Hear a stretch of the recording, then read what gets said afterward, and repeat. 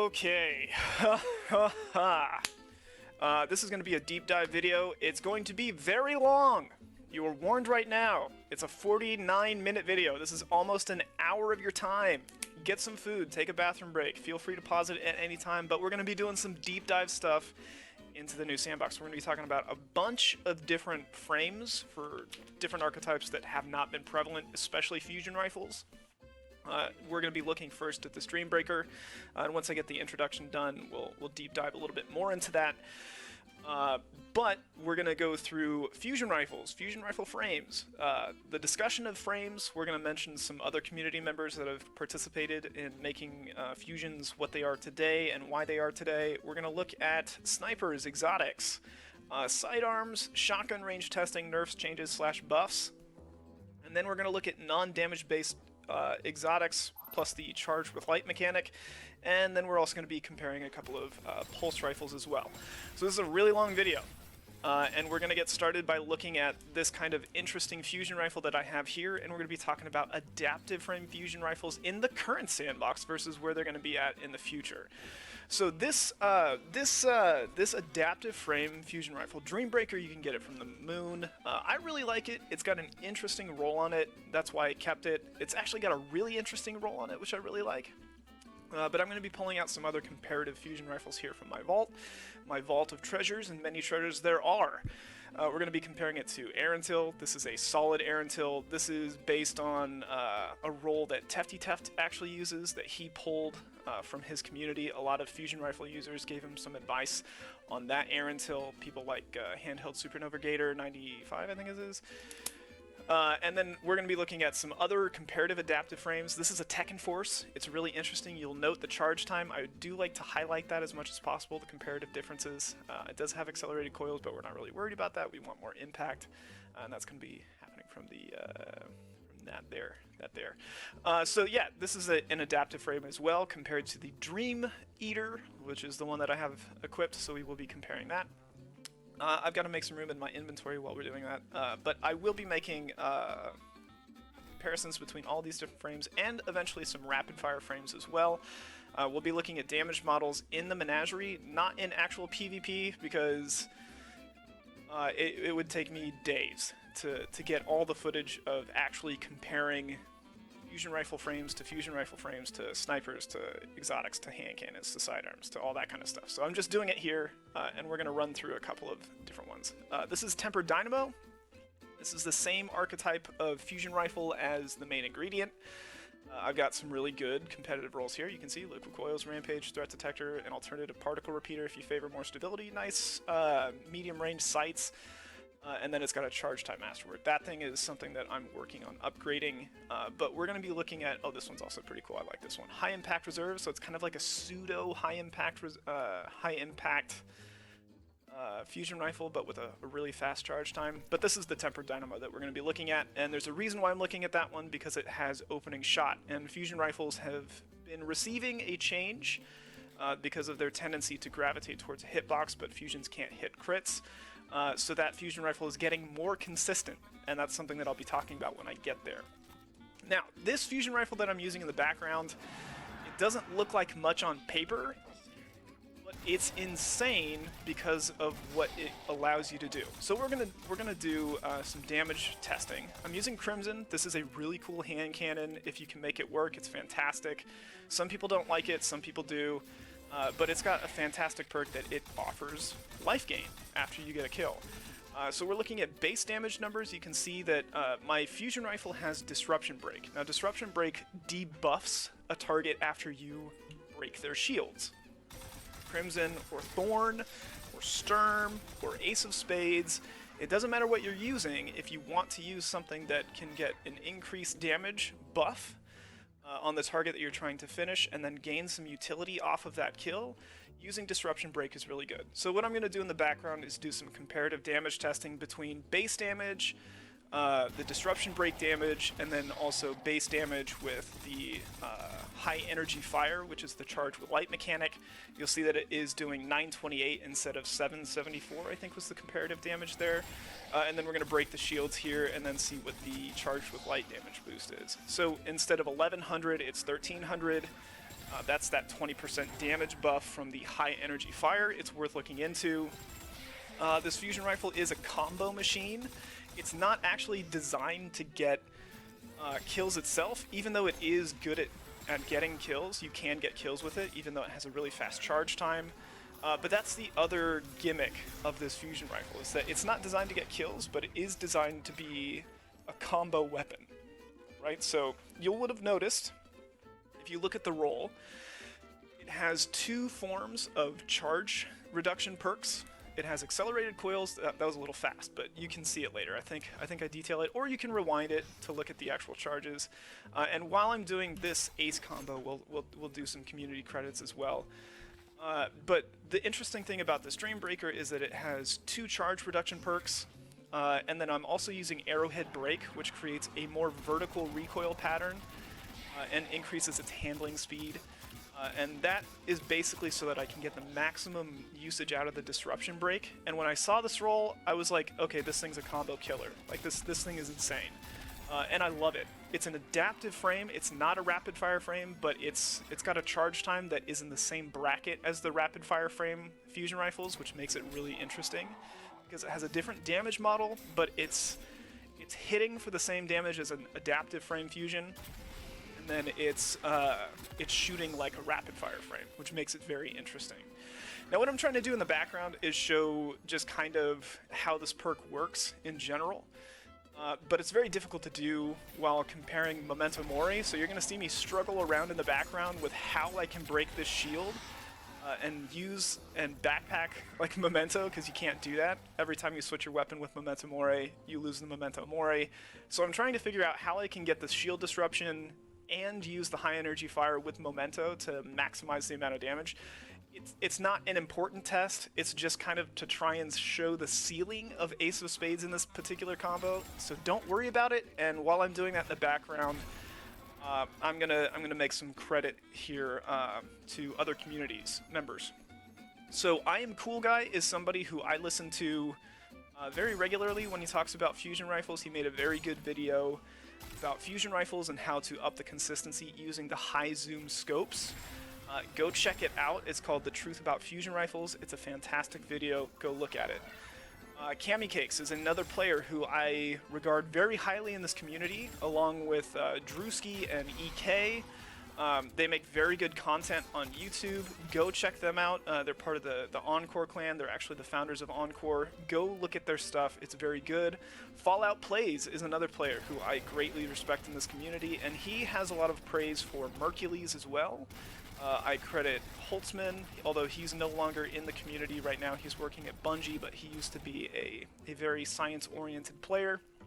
Miss 5000 Watts is another player who I credit greatly to the usage of random weapons to great effect. She's a fantastic player, and you can put anything in her hands and she will make the best of it.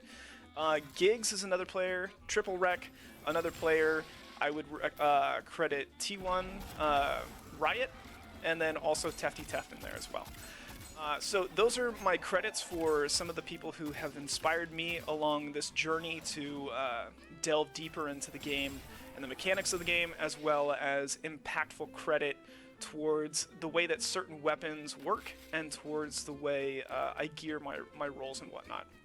So now what we're going to do, now that I'm done trying to do that combo, I got frustrated. We're not frustrated, it was just like, okay, I'm wasting time here, let's not do that. So this is my Tekken Force. This is a same archetype of fusion, so it's an adaptive frame fusion rifle. We're going to do kind of like an analysis of the charge time difference between this one and the other one. This fusion has a 620 charge time, which is in and around the normal charge time for an adaptive frame. Okay, so it's pretty fast, pretty reactive, pretty quick. It's something that's very usable in PvP. This is the 520 charge time. There's not much of a big difference, because the difference between the two charge times is actually in milliseconds. So a 520 milliseconds is, or 520 charge time is, I think it's 52 milliseconds or something like that. And then the 620 is a 6.2 milliseconds or whatever. Or no, 62 milliseconds, excuse me. I think milliseconds is measured in hundreds. I could be incorrect about that though. So yeah. Let's not worry about that. I don't want to get into that too much. But the difference is very negligible. Even though they're similar frames, one is faster than the other. But it doesn't matter because the tech and force that I have has backup plan, and that's really one of the pieces to remember. So backup plan is great because what I'm trying to simulate in the background is running around through the map doing normal stuff, and then being able to quick swap to a weapon and then spray down your opponents with a high damage special weapon. The other piece de la resistance is threat detector. So threat detector is one of those perks that gets slept on really hard in the sandbox, and we're going to kind of dive into that a little bit throughout this, but you're going to note that this has a very high stability rate, and that's thanks to threat detector. Now what that's going to do, if you reference I Am Cool Guy's fusion rifle video and even some fusion rifle videos that I put out earlier on in the Forsaken lifetime and before, stability is really nice. So when the first Iron Banner rolled around with Wisdom Rebuke, I got a ridiculously stable fusion rifle, and it melted people. And stability makes a very big difference because it constrains the bolt spread, it keeps them on target, and it makes them feel very consistent. So having something like Threat Detector, which boosts your stability and handling, it's going to make that weapon feel really good. Now this is my Tempered Dynamo with Opening Shot and Kill Clip. This is actually a role that I Am Cool Guy recommended to his community as well that you search out for because it's the only fusion that has Opening Shot. Now I use an Icarus grip because I tend to play pretty vertically, and so what Icarus grip does is it makes your weapons more accurate while you're in the air. It doesn't give you 100% in-air accuracy, but it does improve it. When you have something like Opening Shot on a fusion rifle, that means that you usually have pretty good advantage there. Now what's really nice about this fusion rifle is that because it's a precision archetype, it has a fast charge time, but good range. And that means that it's in contention with a lot of the high impact fusions, but what it really means is that you're out of range of most shotgun ranges, including things like Chaperone and Lord of Wolves. So this will be doing damage in the ranges where getting a kill with a shotgun is just not quite possible. So when you're playing like Hunter or something else, like a Titan maybe, going vertical and being evasive is very important sometimes, and that's why I have this specific Tempered Dynamo that built the way it is. Unfortunately, currently, it does have Opening Shot, so Opening Shot is an accuracy-based perk, and this one does suffer from the current issue with fusion rifles trying to gravitate towards the precision crit box multiplier. That doesn't exist for fusion rifles. So that one is something that I have not been using lately because it does blank shots when it shouldn't be. Now we're going to be looking at something comparatively. This is an Arantil. This is kind of like, this is the Tefty Teft roll. So it's a high range stability roll with the stability perk that activates when the mag is getting low. I can't think of it off the top of my head, but it also has high impact reserves, and instead of using something like liquid coils, I'm using accelerated coils with a charge time masterwork. Now what that does is it pushes the charge rate down to about 780. So what we're doing is we're getting the normal damage base when you have, or the normal damage factor when you're using the high impact reserves, but you have the faster charge time attached to it. So it's like having liquid coils, but with a faster charge time. So that's why I have that set up that way. This is an Arantil. I'm using a different scope than I used to. I used to use the torch sight, but now I'm using the zoom sight, and that's based on I Am Cool Guy's video. Again, very good reference. Go check out his video. It's fantastic. He did a huge deep dive into fusion rifles. Huge one. A huge one. It's worth your time. But this is the Arantil that I used to use the most. So one of the nice things about it is that you can pair it with a lot of different weapons. It has backup plan. In previous sandboxes, backup plan was the best way to combat supers, but backup plan is being nerfed for good reason. So the damage model is being changed on backup plan so that the high impacts will be hitting, like, I believe the adaptive or the rapid fire frames, one of the two. It will still be a good perk. It will still be beneficial. But it will be more in line with the damage numbers that you're going to be seeing. I still think that you're going to want a high range roll so that you're not getting drop off with your fusions. So using something like this Arantil is not going to be out of the realm of like usability, because as we saw earlier, you can use some of the rapid fire frames and the adaptive frame fusions and still put out a lot of damage. In fact, I think what we're going to do is we're going to store this here in comparison to these other frames. We can store that there later, actually, I think. I will get to it eventually, I promise. But what we're going to look at is kind of like just how a high impact compares to an adaptive, and then we're going to look at the rapids. Sorry, I got a little mixed up, a little ahead of myself. So this is kind of like the spread pattern without threat detector on this adaptive. That's what we're looking at. And now we're going to see that I'm proccing backup plan and threat detector too. And then we're going to look at the spread pattern here when you have threat detector. So it's much tighter, much more constrained. That means more consistent. Consistency is the key there. Okay? So that's going to be really nice when you have something like threat detector. I missed my shot there. Don't worry about it. Not a big deal. But I think, let's see here. Yeah, we're going to back up a little bit. I'm trying to figure out where I'm at in the video. It's a 49-minute video, and I record my audio after I do the actual video, so you have to bear with me here. Yeah, I think what I'm trying to do is...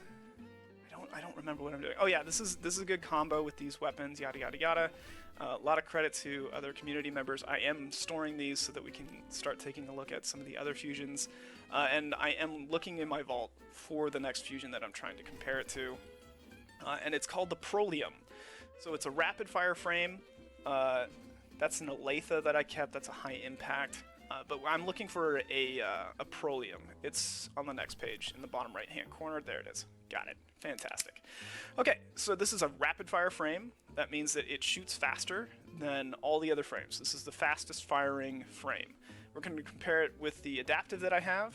And this is like a little mini pocket Erentil. It has a 540 charge time. It has a very long-range scope. It has enhanced battery, a range masterwork, counterbalance stock is the mod of choice here. I've got threat detector, which again is a handling and stability-based perk, and then it also has rangefinder. Now, if you look at the charge times between this rapid fire frame is at 540 versus this adaptive frame, which is 580 or 560, one of the two. You'll have to rewind. But one of the things, this is the damage model fusion that the backup plan fusions is changing to. So this is how much damage you'll be looking at and the efficiency of the high impact fusion rifles in the future. So this is the damage model, and you can still get sufficient kills. These are still one bursting the ads, and in PvP this is still going to be very efficient. So these archetypes of fusions just aren't really used all that often. But if you have a really good roll like this one, you can put some ridiculous damage out in PvP and be very consistent with it. So the high impact fusions will still be very good. They'll still have a very good damage model. They won't be as effective against supers as they used to be, but they still will be very good. And the reason why I wanted to do like a real deep dive into fusion rifles like that is because I don't think a lot of people have tested out this archetype or the adaptive archetype or others, because the high impacts are just really that good. But if you're looking for a good roll on a fusion rifle and you want consistency to be very important, look for threat detector. Now, keep an eye on the left-hand side of the screen while I'm moving throughout the map. You'll see where threat detector gets activated. That's about shotgun distance right there. So this is activating on the thrall. That's where threat detector is active and not active. We're pretty far back. On PC there is a field of view difference, but we're pretty far back. So threat detector is one of those things that as soon as there's one enemy in front of you, you're getting a huge stability boost. Fusion rifles benefit greatly from that stability boost. Again, go talk to I Am Cool Guy about it. He's got some fantastic stuff. But threat detector is one of those perks that just makes these weapons really strong. It's that increased in handling, increased in stability, increased in consistency, and you will vaporize shotgun pushes so long as you're playing your range accordingly. Okay? I'm not going to say it's the end-all be-all of the Sandbox, but it is definitely very good. If you want to go into some other frames, look for threat detector in some other frames. It'll make them very consistent.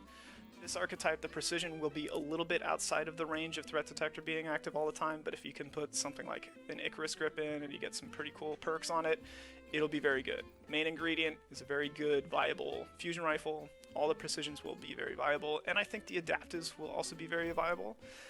And if you're using something that has like a cool perk like that Dreambreaker, you might have some fun in the Crucible that way, especially in Trials, which is a pretty aggressive game mode for the most part. So, now we're moving on. That's fusion rifles all done and talked about, or at least I've tried to talk about it as best I can. We're going to be looking at some exotics that are going to be good, I think, in the future Sandbox, and then we'll talk about some fusions, or some shotguns, excuse me. And we're going to be kind of talking about exotics that don't benefit directly from damage perks directly, right? So we're going to look at Sunshot, and then we're also going to look at Hard Light here. Now, the reason why we're looking at these is because they pair really well with Revoker.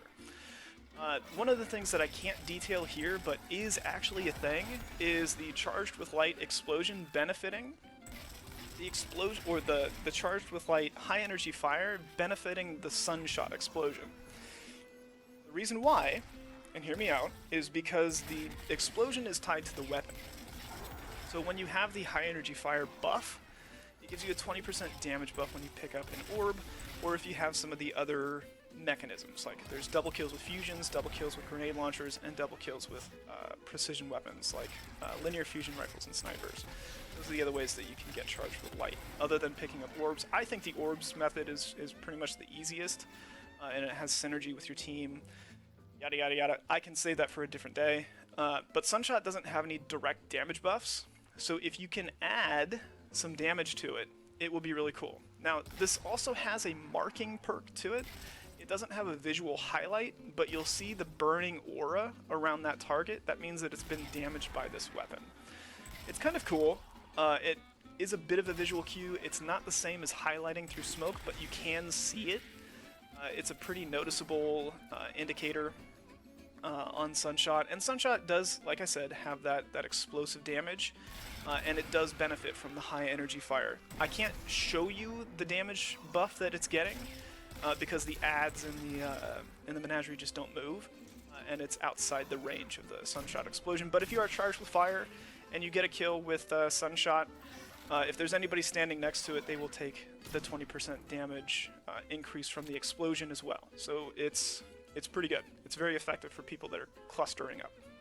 I think that's going to be a very good pair for Revoker.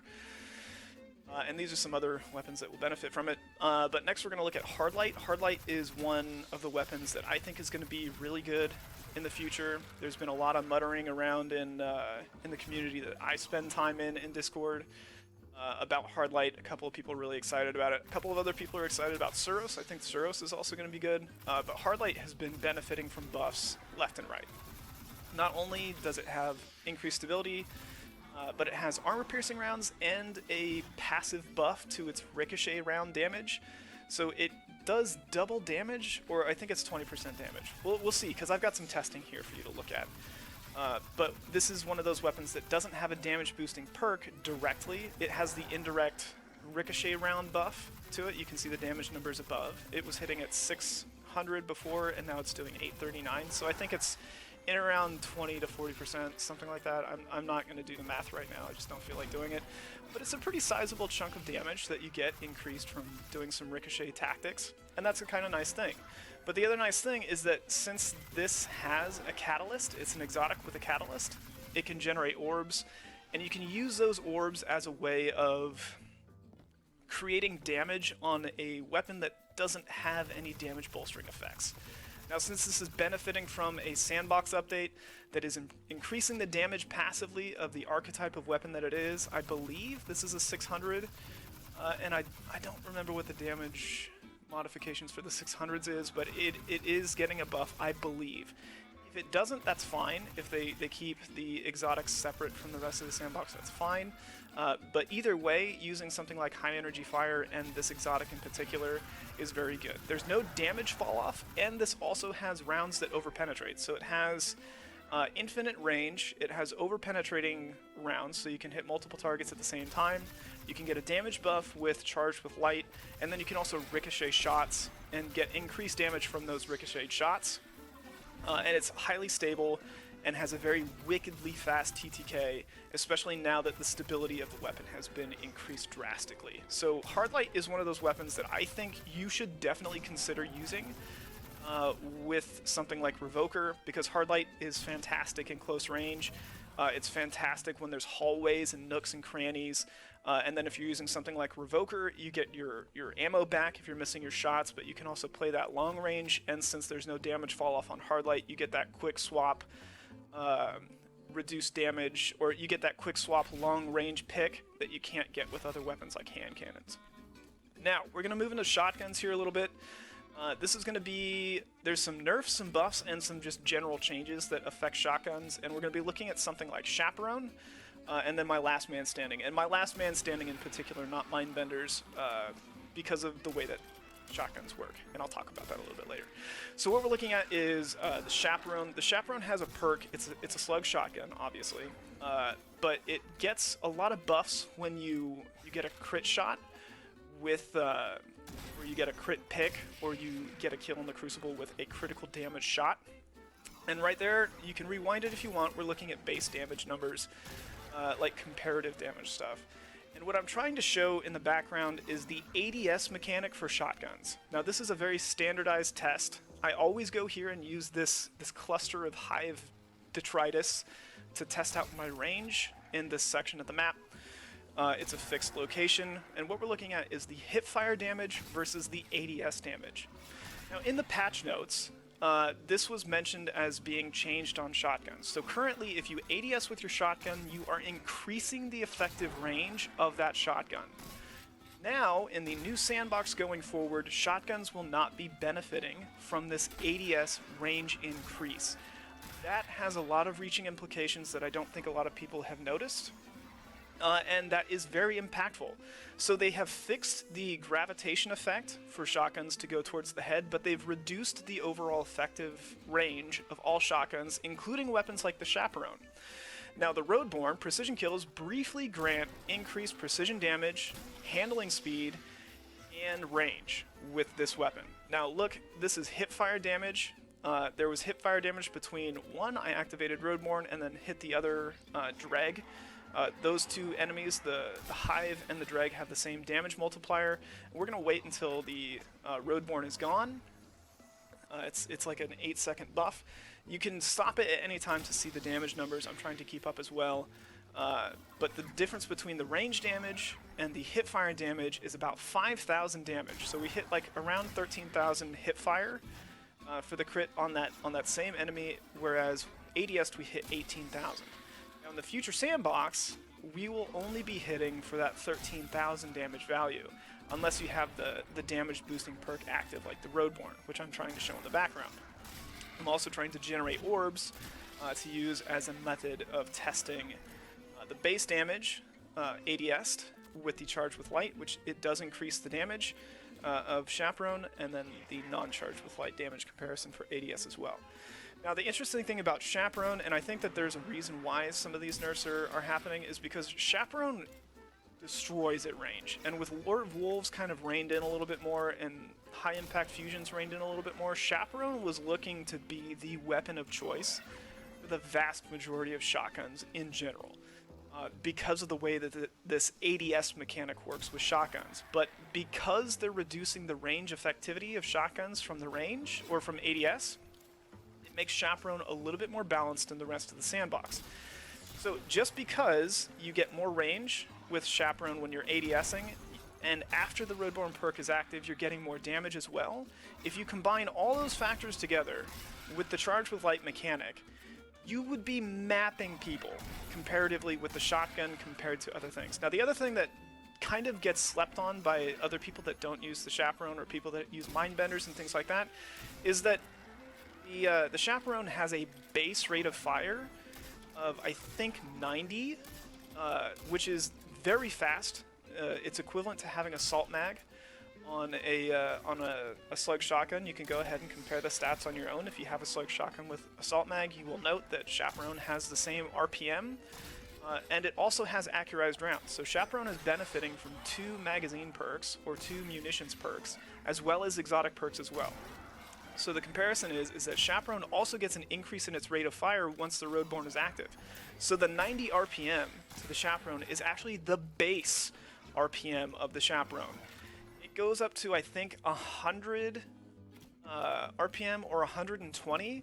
It's pretty fast once you get the Roadborne active, and that means that you can double tap really quickly with the Chaperone, even if you're not hitting crits.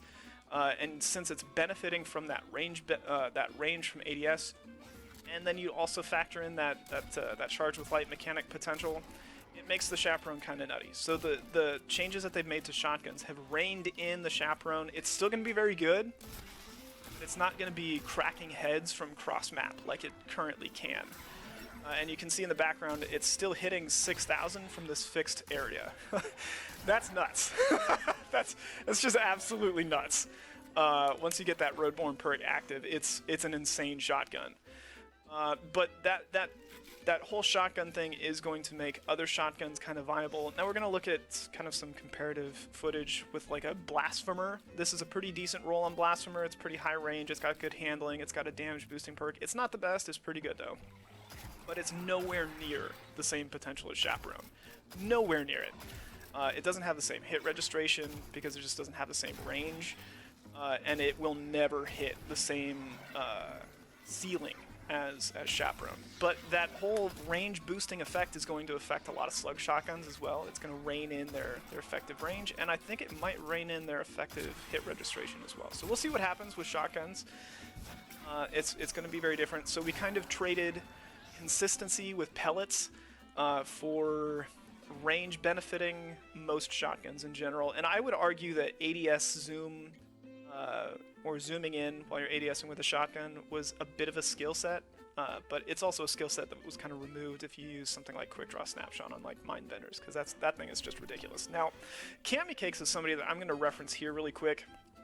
The reason why I'm referencing Cammy Cakes is because he's using his head, and he thinks that the precision archetype of shotguns is going to be the next top dog. And previously we had sandboxes where Dustrock Blues was a very top dog because it is a precision archetype shotgun. But the reason is because these have very high range values and good range values with high damage. Comparative damage, not as much as a high impact, but it has a higher range value than a high impact shotgun. And the range value on a precision shotgun is just much more substantial.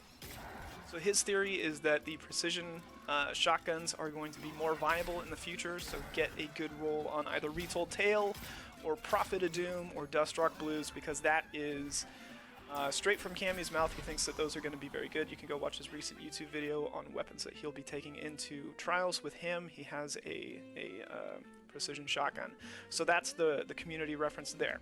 Now we're going to be looking at sidearms. I recently transferred over from M&K to what's it called? Or from console to mouse and keyboard, and I used to really like sidearms on console.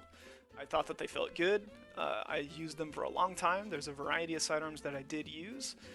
I kind of gravitated still more towards hand cannons because I liked hand cannons too, but sidearms are very good. They're very reliable, and I made a video going into the season while I was still on console talking about how I think sidearms are going to be very viable in the future. I've got a variety of sidearms to look at, but I haven't been focusing a lot on them lately because I just don't have the same connection with sidearms as I do with controller on mouse and keyboard. Now, I have found a sidearm that I really like on mouse and keyboard, and that's Devil's Ruin. I love Devil's Ruin on mouse and keyboard. That thing is amazing, but I can't use the laser. Just using it as a base sidearm is fantastic. Now, this is a sidearm I think is actually pretty good. I haven't tested this one out yet on mouse and keyboard. I just got it not too long ago, but it's an archetype of sidearms that I've really liked, and I've been waiting to get a good roll on Anonymous Autumn. It's a lightweight, which means it has the fastest rate of fire outside of the Suros sidearms, with a good damage output. I used to use in Season 4 a sidearm that came out in Season 4. That was when Comp picked up with Redrix's Claymore. I used a sidearm called Spoiler Alert. It's a Vanguard sidearm lightweight. It was one of the first lightweights. Oh no, there was the Vice lightweights like the Rattler and stuff like that too. But it was one of the first lightweights in the game that was introduced. But it was in the kinetic slot instead of the energy slot where the previous only other lightweight was. So it was really interesting to pair with like Graviton Lance, and it was very effective in that sandbox.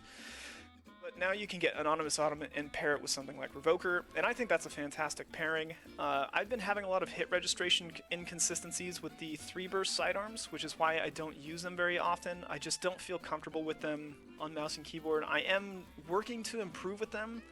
The reason why I'm talking about this in general is because while it doesn't feel that great to use a sidearm for me on mouse and keyboard, I think they are amazing on controller. And currently in this sandbox, sidearms are very competitive with a lot of primaries, which means that they function like a primary with good damage values, and they can contest with special weapons in their appropriate ranges if you're using your movement well. So if you are on PC or on console and you're looking for a weapon and you play with a controller, you're looking for a primary to pair with whatever special weapon it is that you're using, whether it be Beloved or whether it be Revoker or whether it be a shotgun or a fusion or something like Bastion, look at sidearms. They are fantastic in the current sandbox.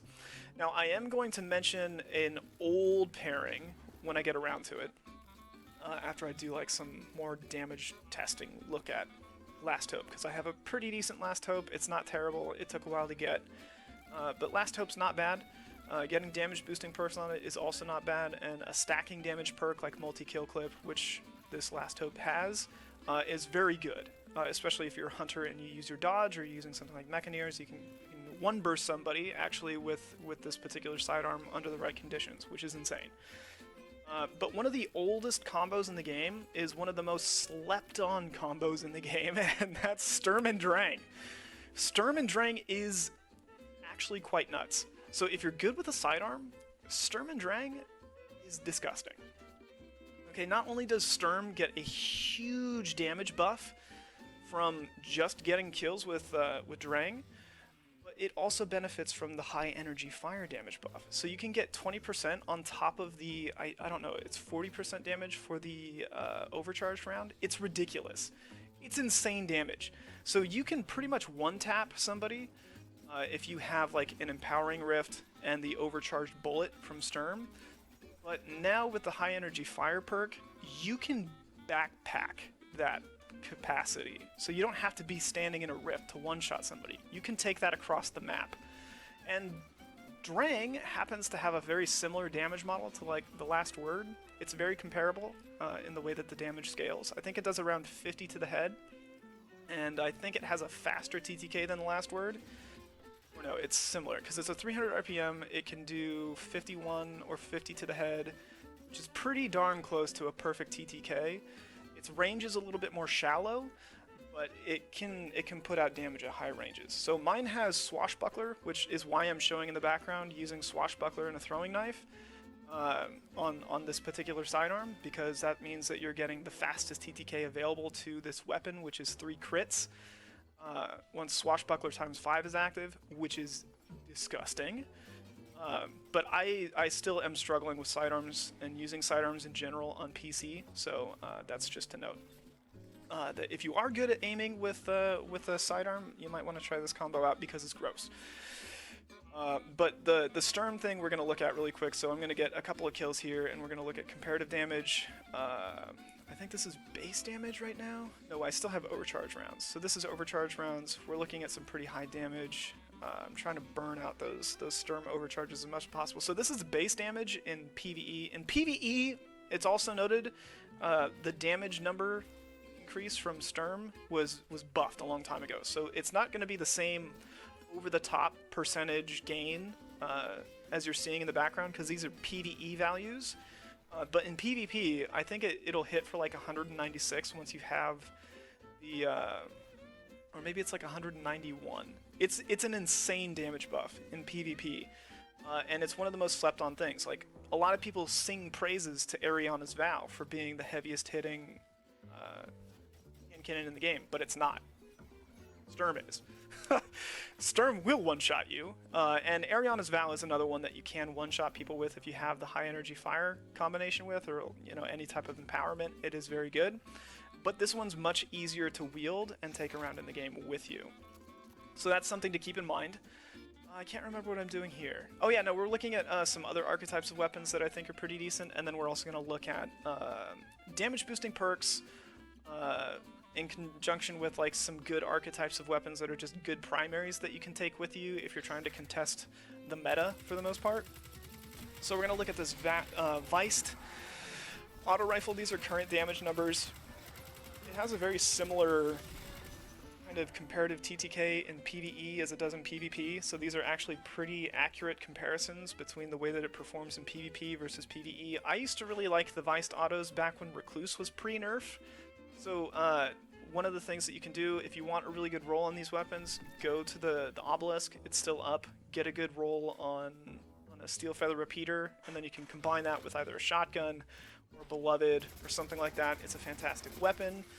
You can get a lot out of it. This is a really good steel feather. I really like this roll. It's got firmly planted and multi-kill clip, and then when super time rolls around, you can just swap in between rounds over to that Vorpal weapon and then shred people while they're in their supers and trials. So it's a fantastic roll. I highly recommend you go for something like this, especially if you play on controller. Doesn't matter if you play on controller or mouse and keyboard, it's whatever input device you feel comfortable with. Firmly planted benefits greatly to controller players. The amount of control that you have with this weapon is phenomenal on controller with firmly planted. It's one of those perks that you should definitely check into. And I do credit I Am Cool Guy with that. He was one of the pioneers of the firmly planted. He sings it praises. I highly recommend it as well, having used it on a variety of different weapons, including sniper rifles. Drewski is another person who recommends using firmly planted.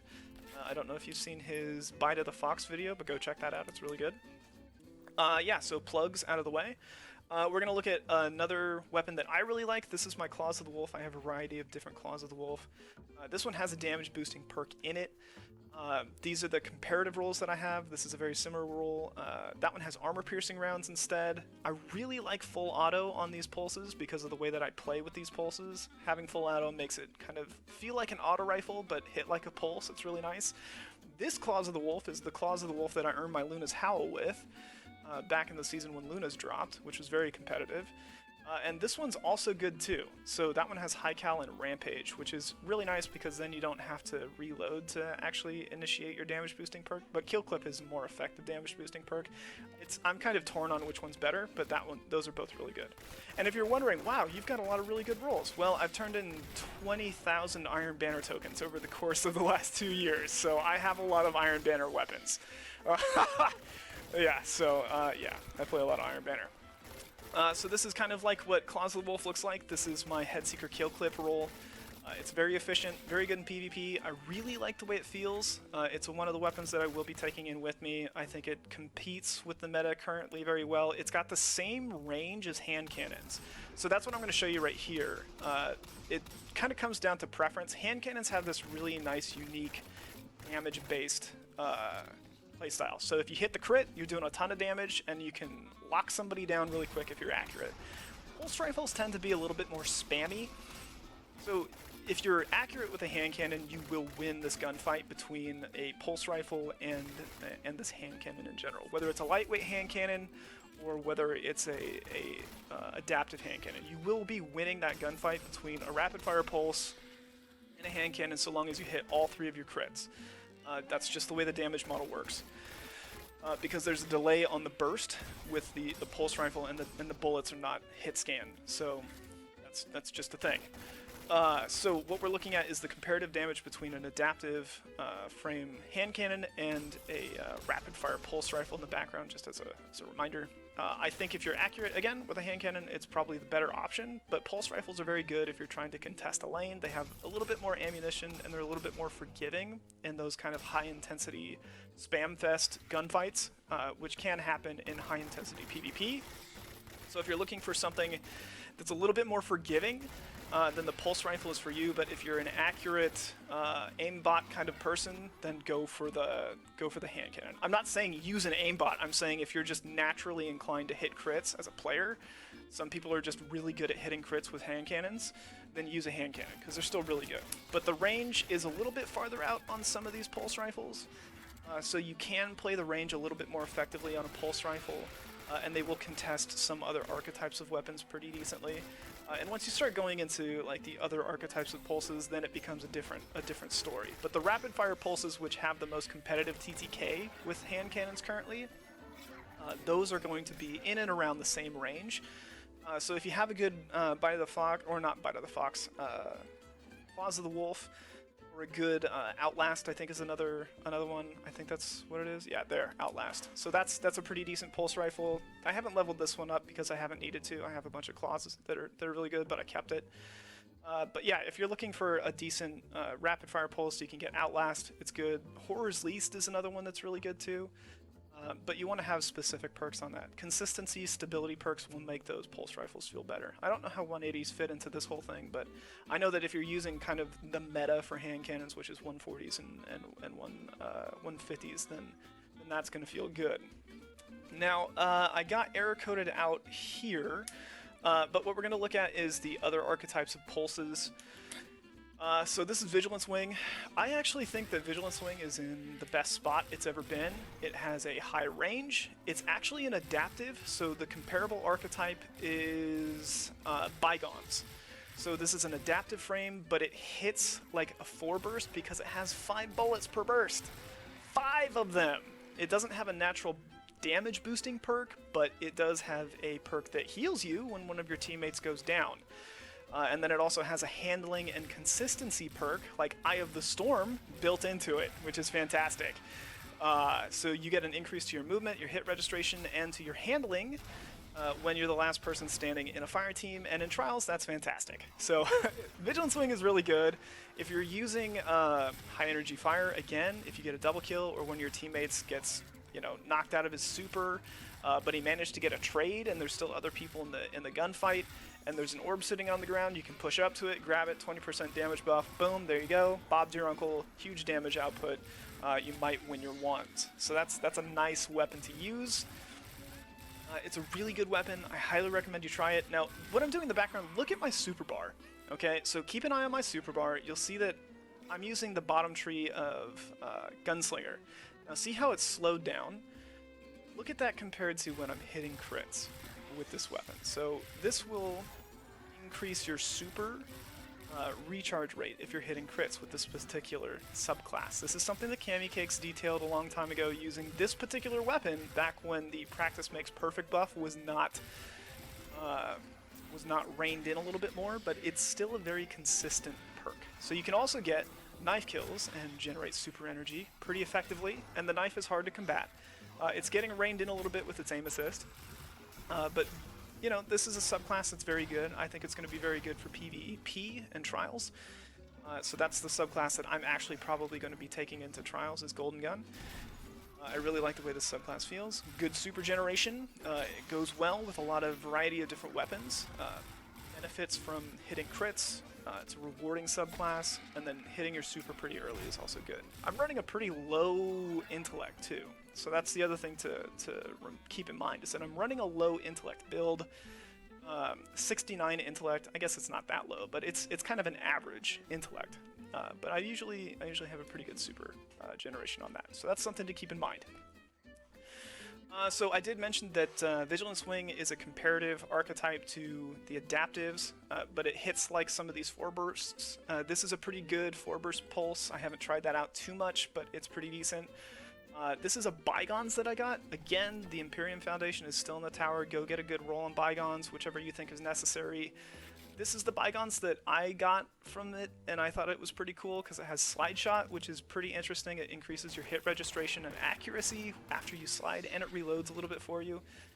And I've liked using this pulse rifle quite a bit.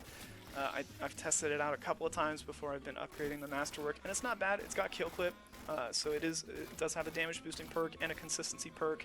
It's got good munitions and then a well-rounded Masterwork and stat package. So I really like that Bygones. I might not use it, but it's there if I want it. And I would recommend getting a good roll on Bygones if you're used to these adaptive frame pulses, because they've always been pretty meta. So that is kind of everything, really. I've gone through most of it. I didn't talk too much about hand cannons because hand cannons haven't really been changing. Auto rifles we talked a little bit about. We talked a little bit about snipers, not too much. Revoker's probably one of the better ones. Beloved is also really good. Bite of the Fox is decent if you follow Drewskis. I highly recommend you do that. But that's everything. So thanks for watching my video and sticking through it. I hope you have a good day,